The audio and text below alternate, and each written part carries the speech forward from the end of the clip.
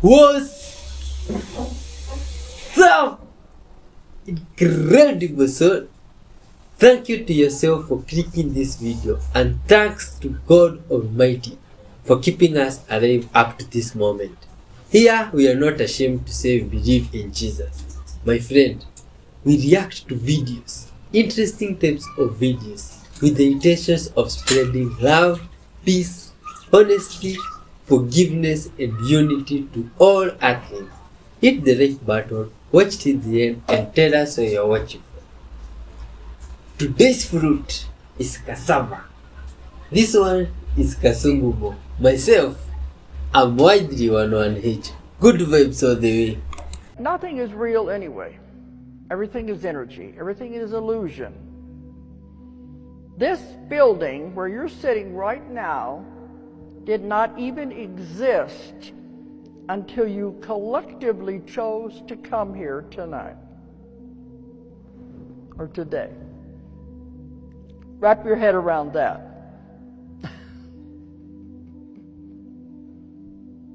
I'm going to ask you to make sense, because every time I brought that up, they'll say, what? It's like a Stephen King movie they had one time where nothing existed before they got there. That's right. I mean, what you're doing is you're creating your own realities, and now you've created a huge group reality. And without the huge group reality, this wouldn't exist. But this shows you, too, how powerful your mind is. Because everything you see, everything that's around you, everything in your life, you're creating and putting there. Look at this. Some good vibes, guys. Here. Whoa, went to visit this cave. My friends, look at this cave. This is an extraordinary cave. Whoa, with the drawings there on the wall. Right here.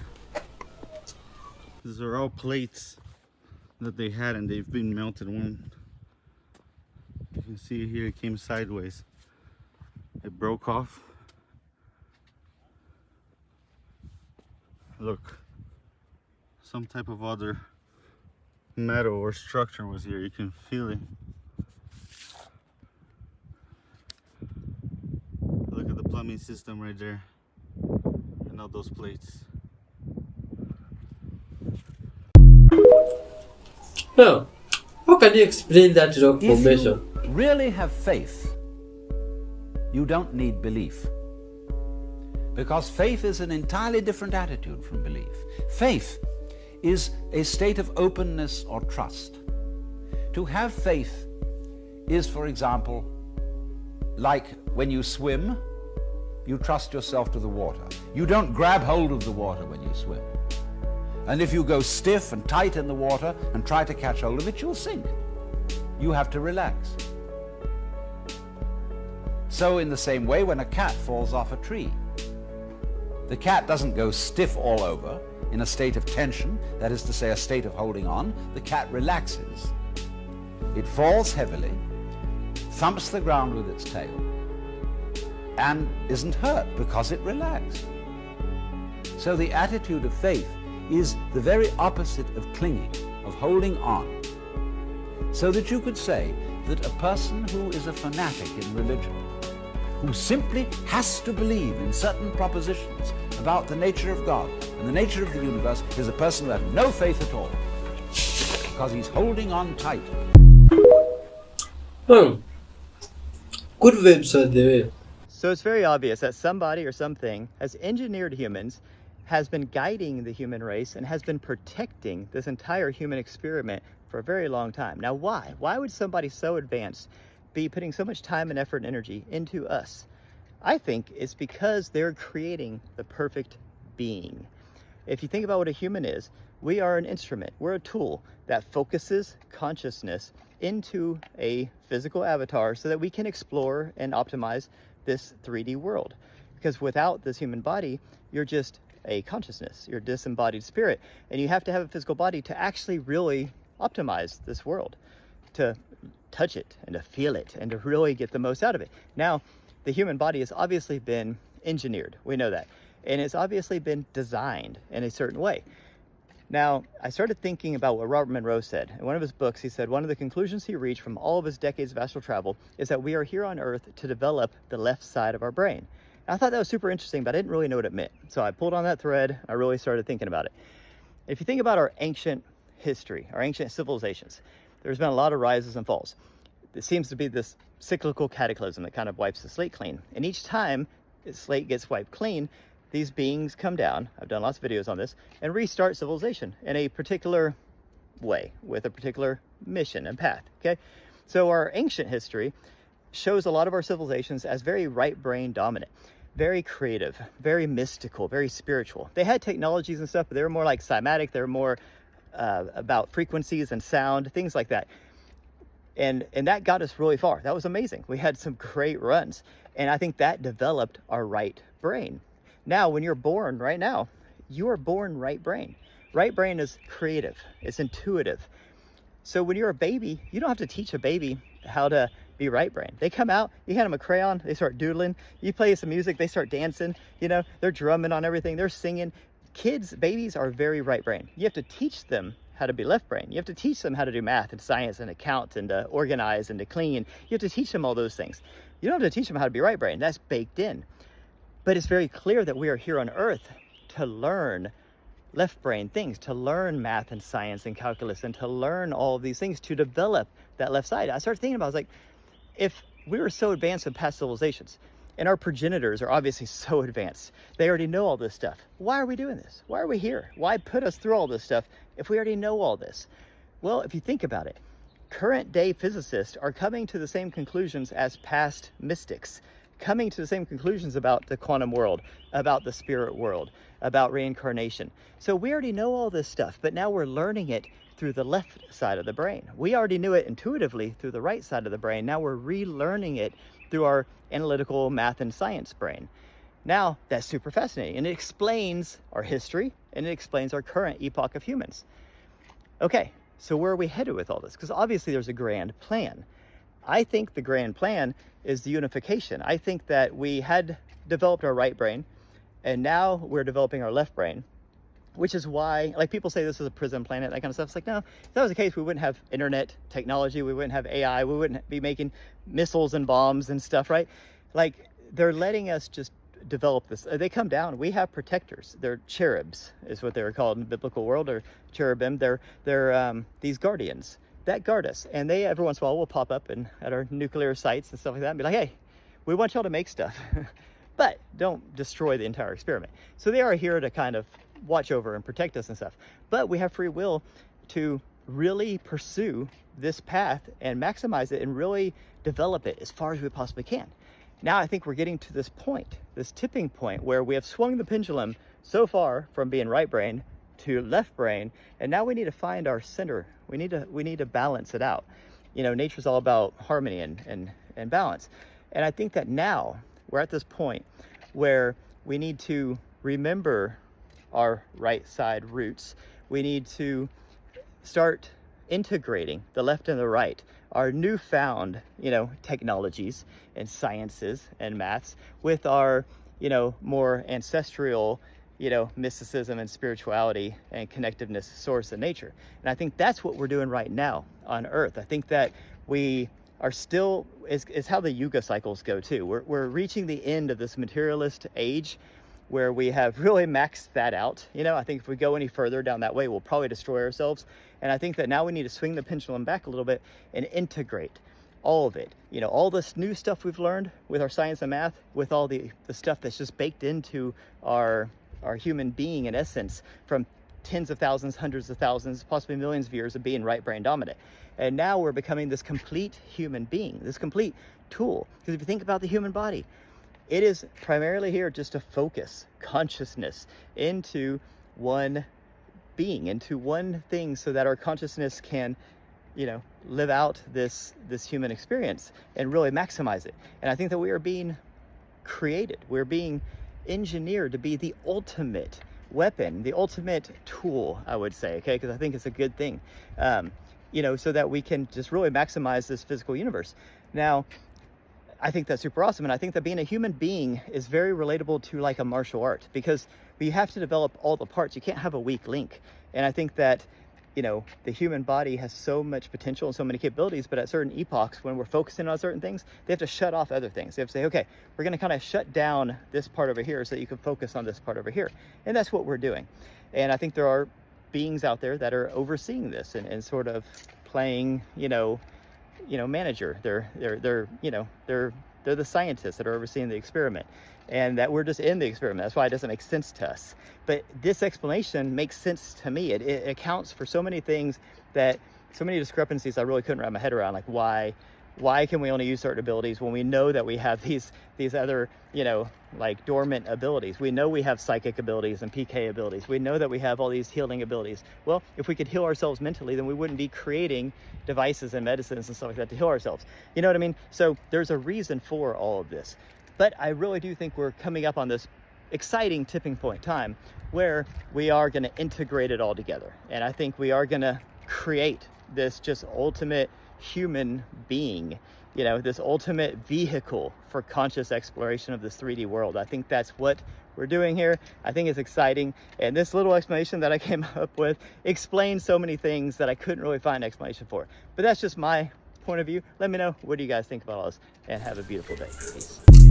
Yeah, my friends, all this is for entertainment purposes. Leave your thoughts on it. Often ask, if the Earth is flat, then why can't people from anywhere in the world zoom with a telescope and see Mount Everest? To begin with, this question presupposes the errant assumption that we can see indefinitely far with the use of a telescope. This idea has been indoctrinated into people due to modern astronomers claiming that the stars and planets shown through their telescopes are millions and billions and trillions of miles away, making many people assume that a telescope pointed horizontally should also be able to see equally far, or at least as far as Mount Everest. In reality, however, as you can test for yourself, using a telescope or camera with just 100 or 200 times zoom capability, the stars and planets are not nearly that far away and can be zoomed into incredible detail beyond what would be possible of something so absurdly distant. Furthermore, when looking horizontally across the Earth, there are a number of visibility and atmospheric limitations present that don't factor when looking upwards towards the stars, namely perspective and convergence, angular resolution and the vanishing point, as well as pollution, haze, humidity, fog, mist, and more. Most people asking about seeing Mount Everest through a telescope have never actually experimented with one themselves, or else would already know that visibility gets progressively more distorted the further you zoom, until nothing can be discernibly resolved. There are also, of course, hills, mountains, buildings, trees, and innumerable other objects in the way, obstructing any possible view to Mount Everest. If you stand on the beach, a plain or prairie, you will find the horizon extends about 3 to 6 miles around you, depending on the weather and your eyesight. The range of the human eye, our field of vision, is from 110 to 1 degree, and the smallest angle under which an object can still be seen is 1/60th of 1 degree, so that when an object is 3,000 times its own diameter away from an observer, it will cease to be visible. So for example, the furthest distance at which one can see a 1-inch diameter penny is 3,000 inches, or 250 feet. With the aid of the best telescopes, on the clearest days, we can resolve objects a few hundred times smaller and/or further away, but anything on the scale of seeing Everest from anywhere on Earth is simply not possible. Well, man, that's interesting. It's raining here, my friends. Is this a coincidence? Look at this. Crazy occurrence. Tree stump. A tree stump resembles some people's fingerprint. Actually, it's everybody's fingerprint resembles a tree trunk. How is this possible? And the branches of a tree resembles the branches of the lungs. Oh my god, this is unbelievable. Same to the leaf veins. They resemble the human veins. You might think this is a coincidence, my friends. Oh, the tree of life. We are all one in this stuff. It resembles the human placenta. Good people of us. Look at this. We even have some stuff like human hair resembling grass. It's unbelievable. What can you say about all this stuff, my friends? Tree roots and human vein roots. It's crazy. Oh, look at the tree bark and look at the human bark. It's like, my friends, we are all the same, all one and the same with this stuff of nature, with these trees and everything you see around us. Only that itself is in different form, you see? Look at the thorns of a plant and the human spine, the resemblance between them. It's unbelievable. My friends, we need to treat everything with respect and love, care, good vibes, you see? And here we see some kitchen hacks, Oh! When your tea is boiling, you just put some cooking stick on it and it won't go past that. Unbelievable. Oh! Using zip ties to open a wine bottle. Wait a minute. Did you know this is possible?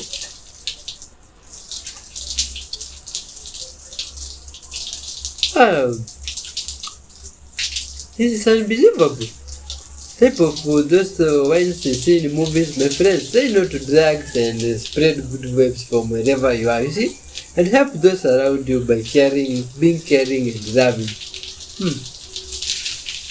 can use this bag here that you used to wrap bread and doing other Mowing stuff. is a biennial. The first year leaves are the best ones to harvest for medicinal purposes because the plant is putting all of its energy into creating those first year leaves and growing a nice long taproot, okay? That's so it's putting all of its energy into these leaves and they're going to be the most medicinally strong as opposed to the second year. The second year, so at the end of the first year, that's also when you want to dig up the roots, by the way, because it's put all that energy into the leaves and it's done with the leaves. So now it's putting all of its energy back into the root. So the second year, it's going to send up these leaves again and it will still have pretty decent leaves for a while, but then it sends up this big, tall shoot with these long, curly, weird-looking things with little yellow flowers on it.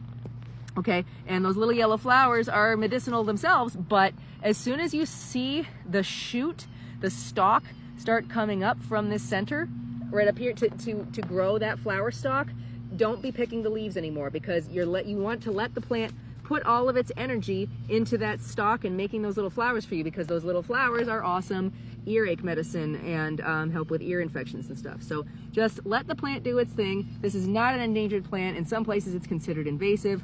If you want the strongest medicine, that's what you do. You pick the nicest leaves from the first year or the early second year plant. When you were a kid, you were smarter than an adult. You remember the questions you used to ask as a kid? Why? Can I ask why we stopped asking why? Shout out to the kids that question. Watch this. When I was a little kid, I asked my dad, if countries are at war with each other all the time, then how come every 4 years they get together and play games at the Olympics? That doesn't make any sense. Why would they do that?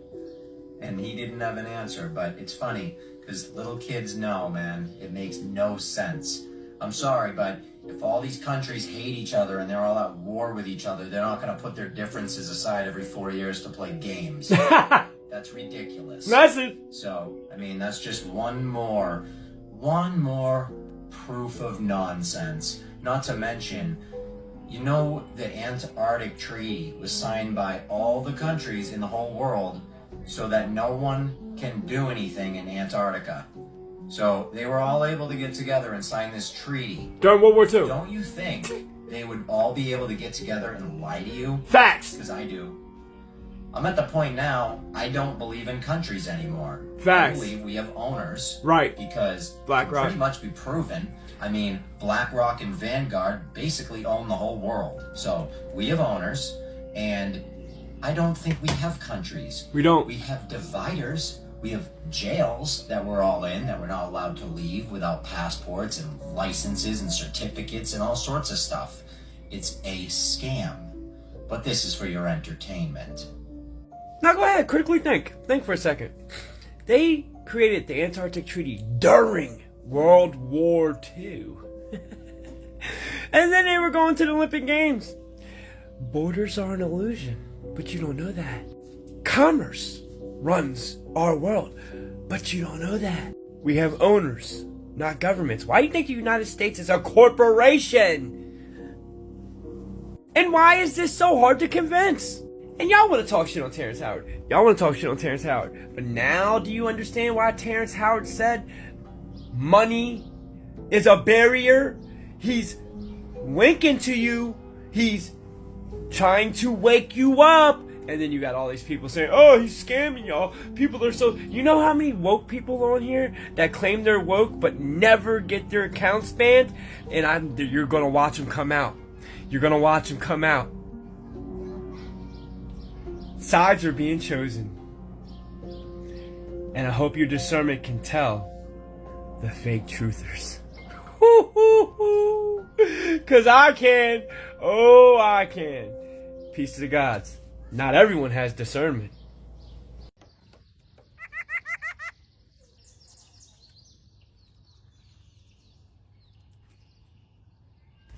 Dairy products kill your testosterone. This is because milk comes from a female cow, which means it's filled with estrogen. Consuming dairy will lead you to become infertile because it's destroying your testosterone levels for the males. The cow's milk is produced for the babies so that the babies can grow up to be a strong and big cow. However, our bodies are not a cow's body. We need our mother's milk until a certain age so that our bodies can gain the essential minerals. Lactic acid is within the dairy products, and this is what robs your bones of minerals. It does not give you calcium. Your cells are brand new every 90 days, and they are made out of the food that you are consuming. If you are consuming dead flesh and dairy, this means your cells will deteriorate.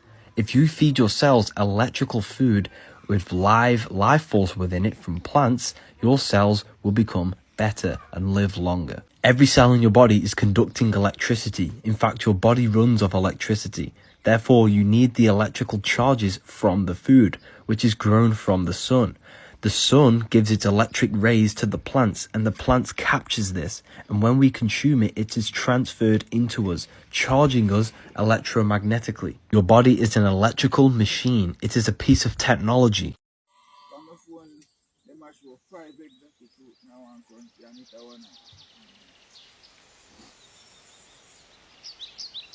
And I have a smell of pineapple and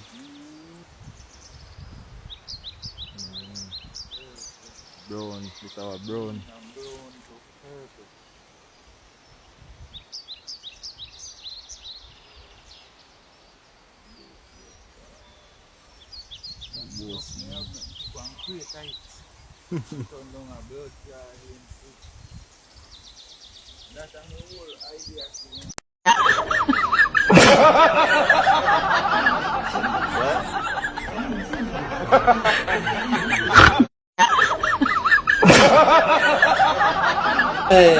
The man was just there chilling, minding his own business. Hiya.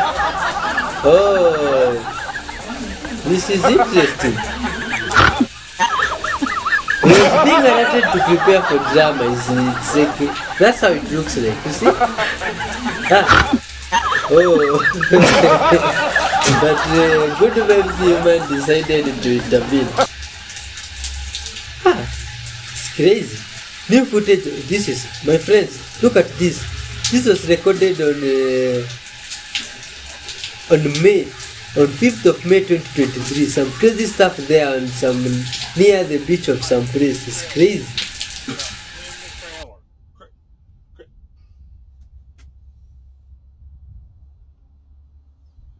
Yeah, Purina Dog Food Company. Would you like to have a little more filler for your... I thought so. Have you ever seen tea roasted over a fire? Charcoal is neatly arranged and ignited. creating a blazing fire. 2 experienced craftsmen lift the roasting cage and place the tea leaves inside. The tea is roasted over the charcoal fire for 2 to 3 seconds. Then the cage is lifted and the tea is flipped. This process is repeated, with the tea being constantly roasted and flipped. To make full use of the charcoal fire, 2 to 4 roasting cages are rotated in and out. The heat waves roll and people move continuously, like a primitive dance, demonstrating the teamwork and coordination of the craftsmen. The tea leaves need to be flipped and roasted 160 to 180 times until they are covered in white frost. The unique handcrafting technique creates the distinctive flavor of charcoal roasted tea. The tea's aroma is like a symphony of flowers, its taste a symphony of flavors.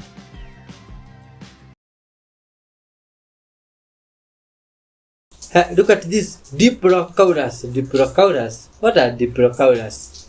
Hey, maybe some another group or type of dinosaurs. Before the collapse of Only that Atlantis, they are in Lucifer water. have decided to reincarnate it as a spirit god and not to be in a body anymore. So what he have decided to put the spirit from Lucifer in the Ark of Covenant, in a box, in a Pandora box. This Pandora box is also protected by the 72 genies. On the moment that they put the spirit from Lucifer in the Ark of Covenant, they remove the Ark of Covenant to Egypt. And Moses and the tribe of Israel decided to steal the Ark of Covenant and take it away with them. This that the Pharaoh Ramses on a moment